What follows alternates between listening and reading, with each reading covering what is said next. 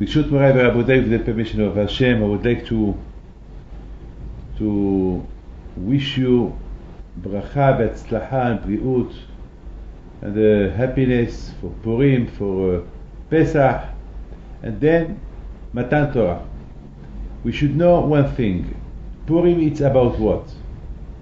Purim, it's about why Haman, he wanted to kill the whole Jews. What happened at his moment, at his time? The reason was because the Jews at the time, they were not united. There was no ahdut. And you have to know, when the Jews are united, when there is no separation between Jews, Orthodox, Jewish Orthodox, Jewish not Orthodox, not from, when we are together, so Hashem is with us. Because it's very important not to be divided. Division, it's catastrophe. It's catastrophe, it's terrible. So at that time, the Jews were not unified, they were not united. So Haman, he took the opportunity that he knows when the Jews are not united, so he can declare war at the Jews. When the Jews are united, you cannot do nothing to harm them. I have to tell you something. If the Jewish people, they are not good with Hashem, if they do all kind of averot, all kind of sin, when they are united, HaKadosh Baruch Hu he accepts them as they are. But when the Jews, even if they are religious, even if they keep Torah and mitzvot, if they are not united, so Hashem is against. Hashem doesn't like. Hashem doesn't like. Because if each one love his neighbor, one day maybe there will be a rabbi, maybe there will be somebody who will talk to them, who will show them the way, and they will accept it, and they will listen to him. But when Jews did not love each other, so even if a big tzaddik come and talk to them, they will not listen to him, because they don't care about they don't care about themselves. You know, before Hashem gave the Torah to the Jews, he made sure that the Jews were united. That the Jews were united. They were together. Because what's the point?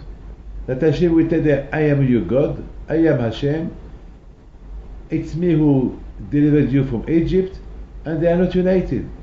So what? I mean, if they are not united, they will tell him, okay, thank you Hashem, you are our God, thank you for delivering the Jews from Egypt, that's it. And after they will forget him. But when the Jews are united, so there is always a hope. There is always something that something good could come out of this. So now Haman, his problem was kavod. He was a very, very snob, and they want everybody to give him kavod. That was his problem. And at that time, when he saw that the Jews, they were not together, and besides this, Haman, he saw that there was a man that his name is Mordechai, that he don't give him kavod. So he decided, well, for this, I'm going to kill the whole Jews. I mean, just imagine, can you kill all the whole Jews of the world because of one man? No, it's not normal. It's not normal. I mean, it's not logical. I mean, to kill the whole Jews because of one man that he don't respect Haman. I mean, it's ridiculous. It's ridiculous. But my friend, Haman, he took the opportunity that the Jews, they were not together. There was not ahdut between them. And he said to himself, now that there is no ahdut between them, there is a problem. Maybe they will start to match Mordechai. Maybe if they will see Mordechai, he don't give me kavod, he don't honor me, and he don't bend to me, as the king Ahashverosh said. So maybe the people, they will do just like him. Because you see, when you are bad, when when you are bad, you can be a bad till the end. I know when there is union, when there is ahdut, and one respect the other one. So when there is ahdut, so each one he will do everything to respect the other one, even if it will cost him, kavod, even if they don't honor him. For him, the best thing is that they give kavod to his friend. But when there is no ahdut, so each one he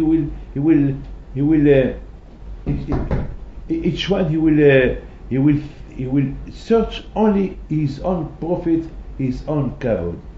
So I think that's why Haman HaRasha, when he saw the Jews that they were not together, there was no ahdut between them, and he saw that each one hit the other one. They were not united. So he said, well, because they have this bad quality, and because they have this bad quality, maybe one day they will stop honoring me. They will follow the example of Mordechai. They will follow the example of Mordechai, because Haman, he thought that Mordechai was not right, that he doesn't give him enough kavod. So maybe they will follow him, because each one loves his own kavod. So why now they will take this opportunity not to give him kavod? And that's why he took the decision to destroy the Jews. Now Shedan, I would like to tell you one thing. And the Megillah, I don't know if you read the Megillah or not. It's when Haman came to Ahasuerus, and he said to Ahasuerus, there is a nation that it's not worth it to keep it, and I think it's better that you should finish with it, kill it, destroy it, wherever they are, the Jews. So, and then he said, and I give you 10,000 shekel. I will pay you. I will give you a big amount for letting me killing the Jews. So you know what it's written in the Megillah. It's written that Ahasuerus, he took his ring from his hand and he gave it to Haman, and he told him, from now on you are my best friend, and I give you the Jews, do with the Jews anything you want to do. My question is, it's a question that I heard this week. Somebody asked me this question. The question was, why Ahasuerus, why the Megillah said that Ahasuerus took his ring from his hand and he put it in the hand of Haman? What do I care? I mean, why the Megillah will not say that Ahasuerus, he said to Haman, do whatever you want to do, take your money and do with the Jews whatever you want to do. The question is, why the Megillah said that Ahasuerus, he took the ring from his hand? What the ring mean? Do you understand the question? What the ring mean? I mean, and even that when after that Ahasuerus, after that he married Esther, and then he hung up Haman, even there it said that again Ahasuerus, he took the ring from the hand of Haman and he gave it to Mordechai. What the ring is mean? What's the meaning of the ring? I mean, he could give him something else. Why the ring? What the ring? So I was thinking, when a man wants to get married, he put a ring in the hand of his wife. Yes or no? What the ring mean? Union, united. The ring is square. It's like a roundabout. It's square. I mean, when something is square, look at circle. Yes, a circle. Let's think one thing. A king. When you invite a king, where you put the king to sit? The head of the table. Yes or no? You have a big rabbi come to your house. Where he sit? at the head of the table. On Shabbos dinner, always the balabois, the master of the house, he sit where? And the table, you know, is the kavod. The kavod. But what about if the table is round? Huh? What would you do? Now you have a king come to your house and you have a square table. Where are you gonna put him? You have an answer? No. No. So this is the problem. Well, when you have, I have to tell you something. That a king, when you put him in a round and the table that is round, it's a circle. So everyone there is a king. Yes or no? Because anyone can sit next to the king, and the table make all the people that are sitting around the table with the king like friends. Yes. So if somebody doesn't know the king, when he enter the room and he will see the people sitting around the table, he doesn't know who's the king. You understand? He doesn't know who's the king. Now this is I think I was thinking that I saw a big tzaddik, the Tzantz Rebbe.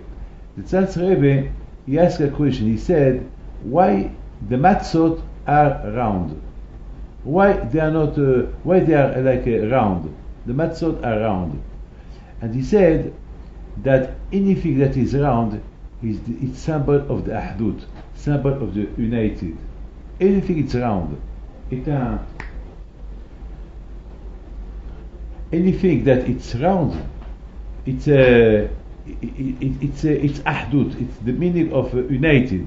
So Hashem he delivered the Jews from Egypt only when the Jews were united, were ba'ahdut. And that's why we eat the matzot around.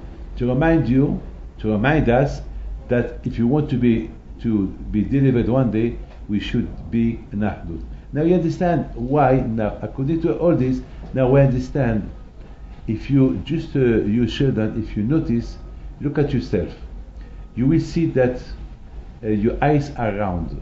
You will see that even your fingers is round. You see the heart is round. The foot are round. You see even the face is round. You see any part of your body is round. Yes or no? Yeah. If you see at the sky, you see the sky is round. You see the sun is round. You see the moon is round. You see all the stars, all the galaxies are round. Why this circle? Why Hashem? It's like Hashem created circle everywhere. You see the sun is round. Everything. I mean, if you watch anything you want to see, you will see the circle and everything that Hashem created. You know why? Just to let you know one thing. If you want to survive, ahdut. I learned something beautiful from the lions. When the lions go to fight, they go to fight. If you want to hunt, they hunt with a group. A lion on himself, he will not. It's libet.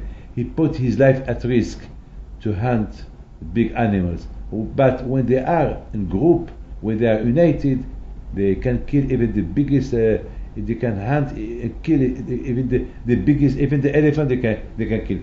I saw some pictures how the lions attacked a big elephant, very a strong elephant, and they took them 12 hours all night to fight him, and then they beat him. It's incredible. So that is the message. When Hashem created the world, He created the world with just one meaning, one thing, united. That wherever you are, you will see a circle. When you say the circle reminds you how much you have to be united with your friend. It doesn't matter which one, Jew, no Jew. You have to love. When the Torah said love your neighbor, the Torah the Torah don't discriminate other people from the Jews. No. When the Torah said love your people like yourself, that means anyone. I remember in Morocco, when I was in Morocco one day, and I took my father to Rabbi Haim Peter. I was driving at the time, and then we had to stop in the middle of the way for a coffee, and there was an Arab from Morocco that he came to ask tzedakah from us, and there was another Jew who came for tzedakah. So my father told me, give to the Arab first, to the Moroccan first, before the Jew. So I said to my father, why?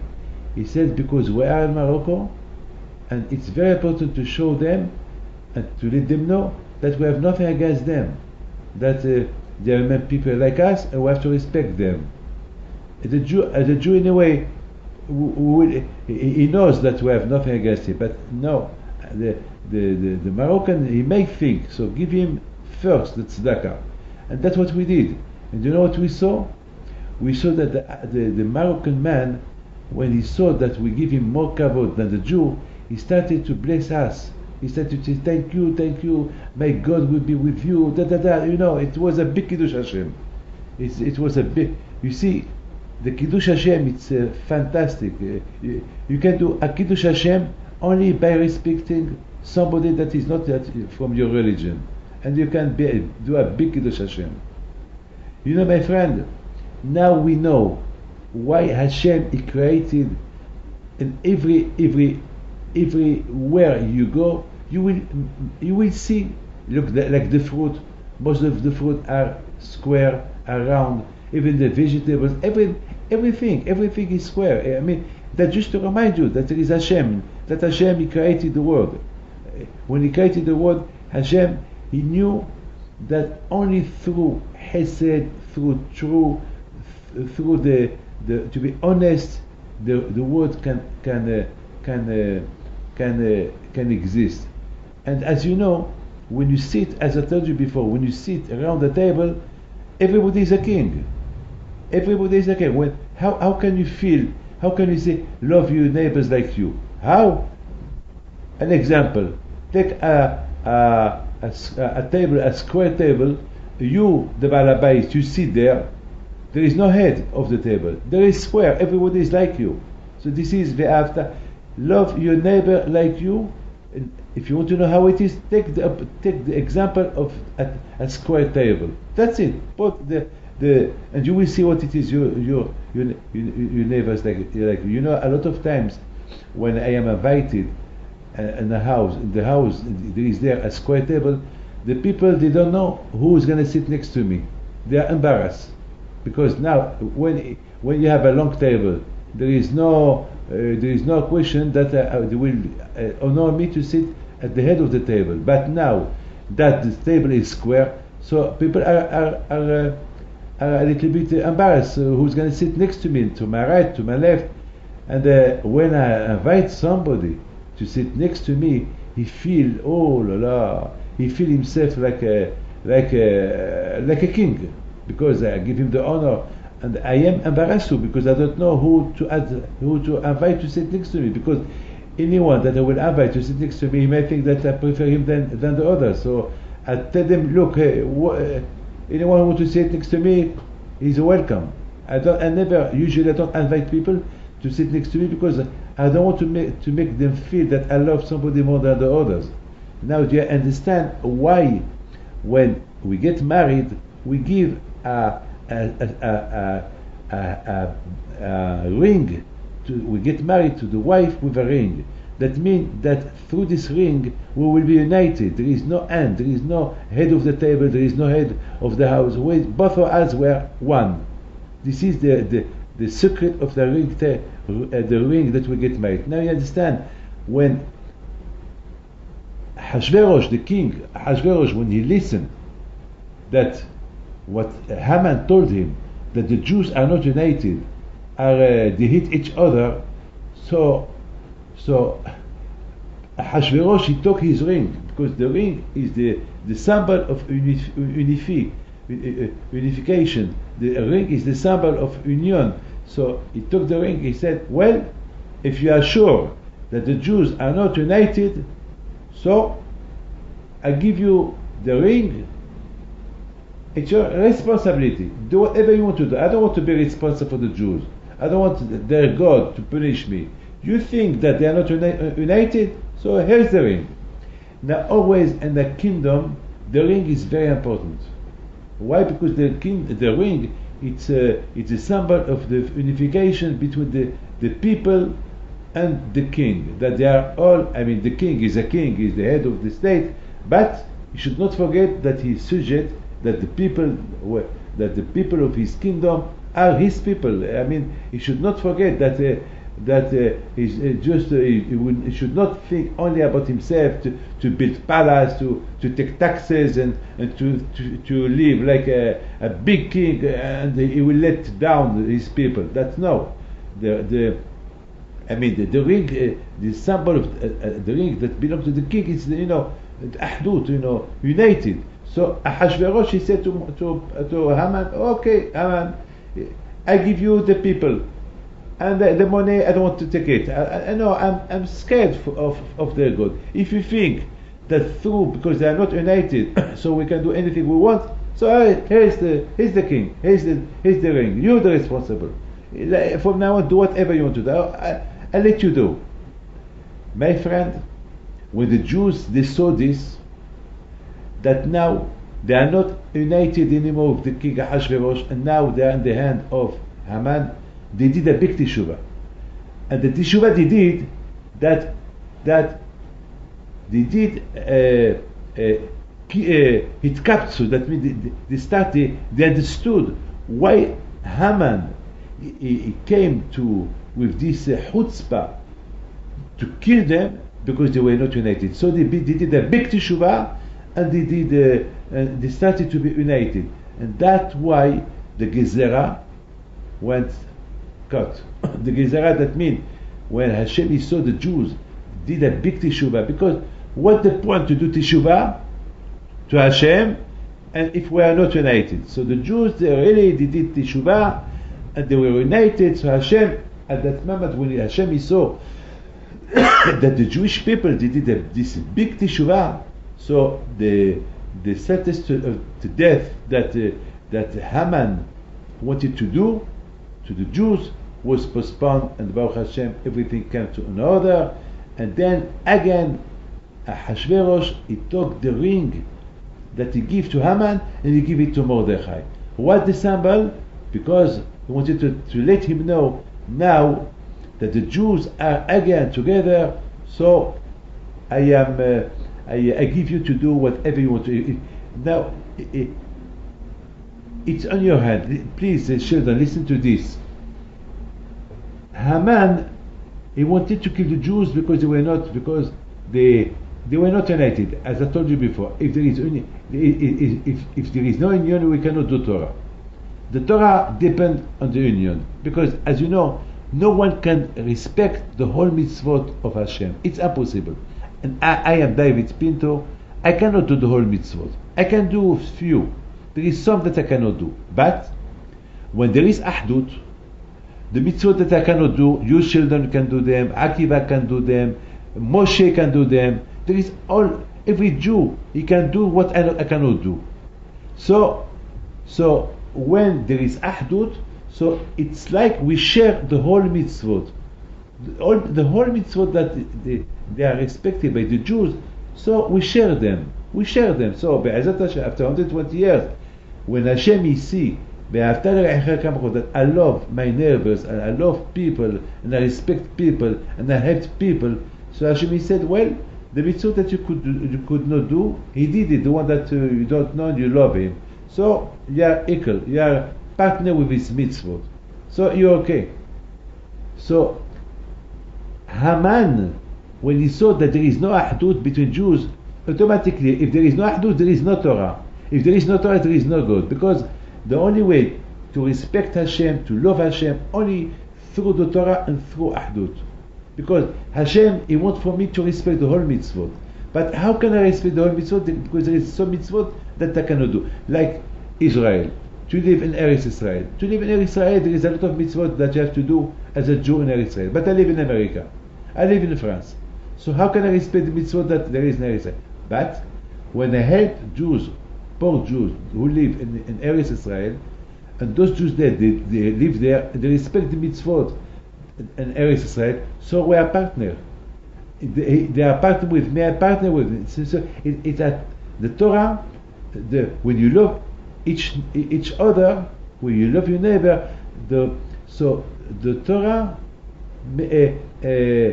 by loving each other, this love united us around the Torah, so we respect the Torah, and the Torah was given by Hashem, so automatically we love Hashem. But it's impossible to love Hashem not to respect those people that Hashem created. Hashem, he has an argument. If you love me, why you don't love the one that I created? I mean, if you don't love the one that I created, how can you say that you love me? It's impossible. So now we understand why Haman, he chose to kill the Jews only when he saw them that were not united. And Hashverosh, he gave him the ring. He said, well, it's your responsibility. If that's what you think, here it's, they're in your hand. They're in your hand. Do whatever you want to do with them. But when Baruch Hashem, Haman was killed, we had a big miracle. So we saw that again, Hashverosh, he gave the ring to Mordechai. The meaning of what? The symbol is what? The symbol was, hey Mordechai, if really the Jews are united, so the gezerah of killing the whole Jews, it will be postponed. Now it's your responsibility again. If again the nations want to kill the Jews because they are not united, so here's the ring. I don't want that your God will accuse me one day why people they killed the Jews in my kingdoms. Now it's yours. You declare there is ahdut. So here's the ring, my friend. Now you understand why on Kippur, one of the mitzvot that we do on Kippur, you know what, children? We do tzedakah on Purim. You know why? On Purim, the mitzvah of Purim is that we have to give presents to our wives, to our children, not only to poor people, even the rich people. Why? Because the present, matanot leviunim, v'matanot ishtereu, matanot for the poor people, and matanot presents for our friends. Why are our friends? My friend, he doesn't need my present. Yet, but the present symbolizes the union. Understand? The present that we give, mishluach manot, that we give on Purim, it's a symbol of love, symbol where union, symbol that it's like a preparation. You look, Purim, Pesach, Shavuot. Purim is a preparation for the liberation of the exit of Egypt. Is the same that we will see Mashiach coming one day, please God. We should be united. And then Shavuot. Shavuot is the Matan Torah, the day that Hashem gives the Torah. But Hashem did not give the Torah only when the Jews were united. So Purim, Pesach, Shavuot, they are free holidays that prepare us for the real liberation and the Matan Torah. And this is Purim. This is all Purim about. Purim about that we have to prepare ourselves, we have to be united, and this is very, very important, you know. And this we are reading the parasha of the Ve'asu li mishkan v'shachati b'tocham. Hashem asked from us to build him a house that we should do together. I mean, you know what is a house? A house, as I said last night, a house is a real house. Your house, in your house there is a mezuzah, there is kashrut, there is a nida, there is all kind of mitzvot, and there is shalom bayit. Hey, because a shalom bayit, if there is no peace in the house, so there is a problem. There is a big problem in the house. Hashem will not be there. And of course, when Hashem is see that there is mitzvot in the house and there is shalom in the house, so Hashem is and both of them respect one mitzvot, so Hashem is there. But what it's incredible is that Hashem sometimes he used the word ve'asita. He talked to Moshe. Hey Moshe, you have to do this. This is the way how to build the temple. This is the way how to do. And then sometimes he talk about ve'asuli. He's talking about the Jews. The whole Jews should do to me. That means one time Hashem he talk an individual to Moshe, you do, and one time Hashem he used the word ve'asu, and they should do. What is the difference? And you do, and they should do. The answer is the same way that Moshe do, like the Jews do. This is union. The same way that the Jews do is like Moshe is doing. I mean, this is very important. Hashem used the two words, and you do, and they should do. It's a big difference when I talk individual and I talk barabim plural. They should do, but for Hashem, no. For Hashem is as we said now, that when one person do, and they do it really with love, it's like if all the Jews did it. If all the Jews do something, and there is one person that he did not do, so they include him with them. This is the way Hashem, He wants us to live with Him, to live you and me. We are the same people. We're the same, but I have really to do it right. And I would like to tell you something incredible. There's a beautiful story that I was reading. There was a big rabbi that he went to collect money for his yeshiva, and they went to a big rich man, and they asked the rich man, please, as every year I come to you, you help me to help the yeshiva. He told him, look, today don't ask me money, I will not give you, and don't try to force me, because I will not give you. Just forget it. So the rabbi, when he started to talk to him again, he said, please, I told you, don't force me, don't talk to me, I don't want to hear a word from you. So the rabbi, Rav Dov Ber, alav shalom, he went out and he said, well, if this man don't give me the money, it's because it's my fault, because it's impossible. The Torah was given to us. The Torah it was given to me and to him. So how can he refuse not to give me tzedakah?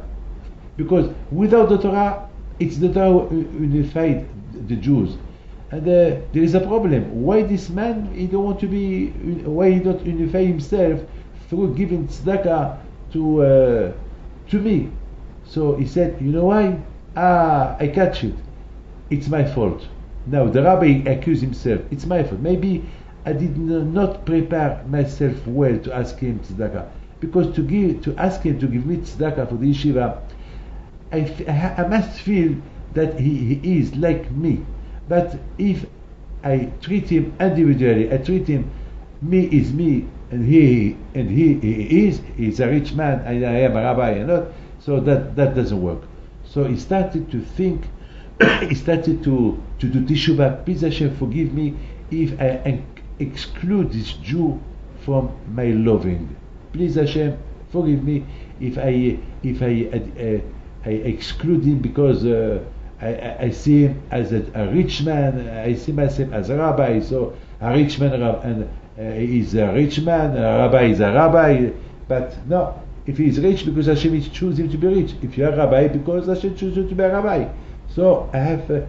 He did a big teshuvah. He did a big teshuvah now, and after 5-10 minutes, he entered and he went straight to the rich man, and he looked at him. He told him, "Hey, my friend, now I am sure that you will give me. If you did not give me 10 minutes ago, it was my fault. Now I'm sure that you will give me."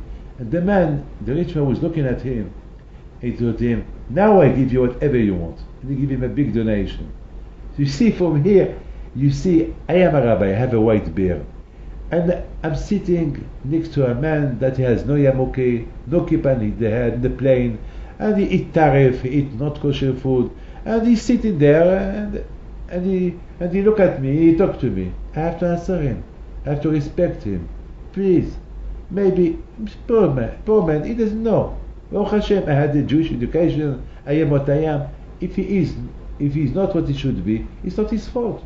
So I have to respect him as a Jew, as a man, even not as a Jew, as a human being. That's it. And this is something that work. It's a hard work, but that's the way it's work with Hashem.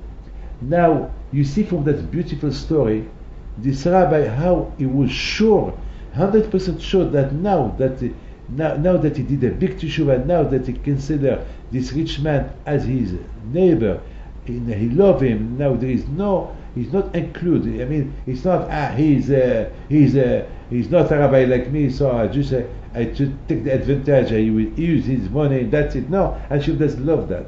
Hashem will love when you go to ask tzedakah from somebody, or when you see a rich man, you are a poor man, you have to respect him because Hashem chose him to be rich.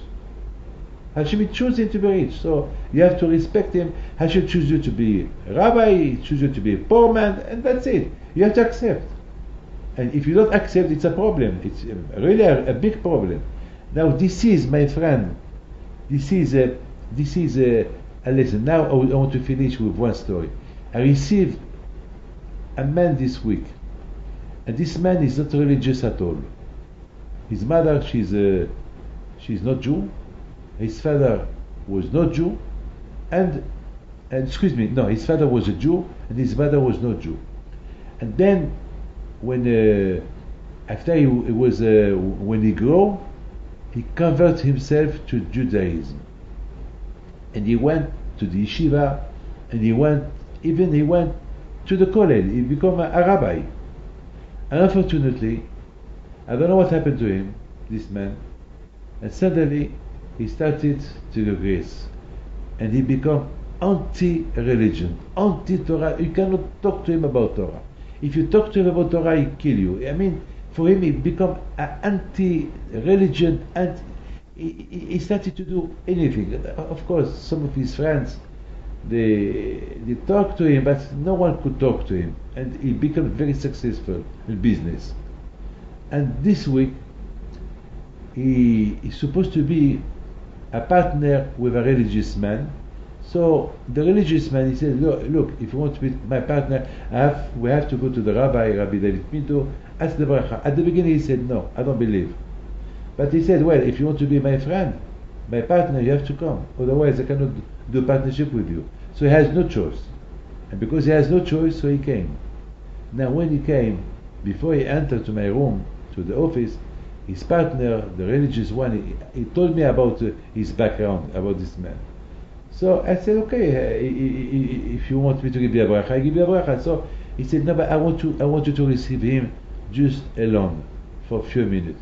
So he came to my office. We started to talk. It was a nice talk, I made him laugh. And we was talking, he was with no yarmulke at the beginning. Then after, I told him, please, can you put a yarmulke in your head? Because to give you a bracha, you must have a yarmulke. So he said, okay, no problem. We started to talk. I promise you. I started to talk to him about things, normal things. And about Hashem, it's like Hashem, Hashem helped me to start to go into his life, deep life. And then he started to cry. He had a bad life with his wife, with his parents, and he was disappointed by some friends. And that's why he left the religion, and he started to cry. At the end, he told me, listen what he said, Rabbi, give me a bracha that I marry a Jewish woman. I did not want to marry a Jewish woman, but now I really feel that I have to marry a Jewish woman.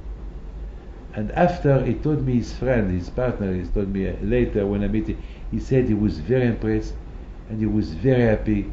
Maybe Rabbi David, you light a candle of his memory, of his background, what he was before. Maybe he will come back to the Judaism. What was the success of this story? Ahdut, union.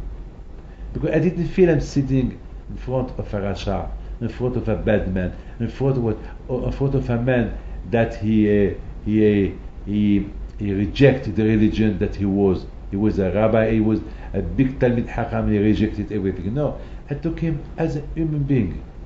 It's not his fault. He was disappointed, so we have to help. This is the problem, because anyone that he was in contact with, they just judge him bad. But maybe try to understand him, why he become like that, and then maybe you can have success to bring him back to Judaism. And this is what Hashem wants. I mean, when there is union, so we can help each other spiritually, physically, material. But when there is the union, I don't care about this, I don't care about this, I don't care about. So that was the real reason why Hashem created the world. Hashem, Olam Hesed Yibani. Hashem, He created the world that the world will exist.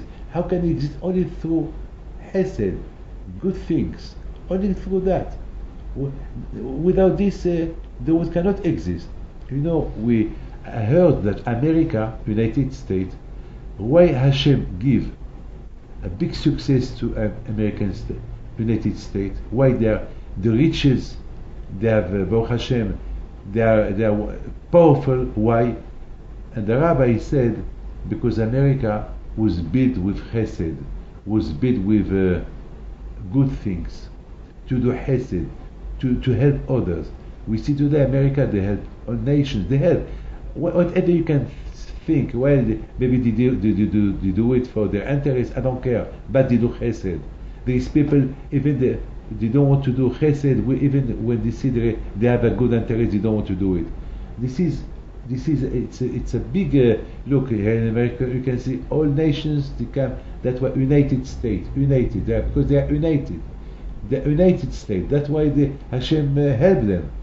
So this is from here you understand when there is united, when there is Hesed, it's a success. So I pray to Hashem to give you bracha, v'atzlacha, and briut, and I pray to Hashem that this man, ex-rabbi that I saw this week, he will do a good yeshiva, and I will be the most happy man in the world.